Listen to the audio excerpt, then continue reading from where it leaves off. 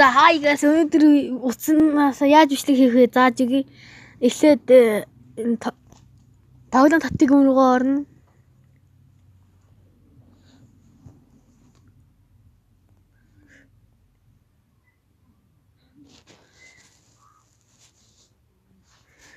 Ингээл бичлэг хийдэг ап гэж хайчхад гараад болно.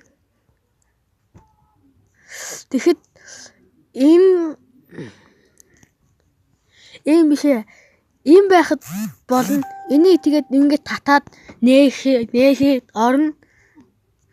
Тэгэхээр энэ нөгөө юм руугаа ороод орно. Тэгээд тэгэхээр энэ дээр байгаа энэ гараад ирнэ. Тэгээ энэ дээр дараад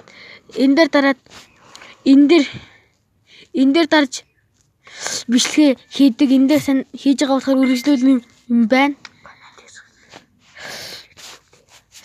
Коммент лайк үлдээж сабай дараа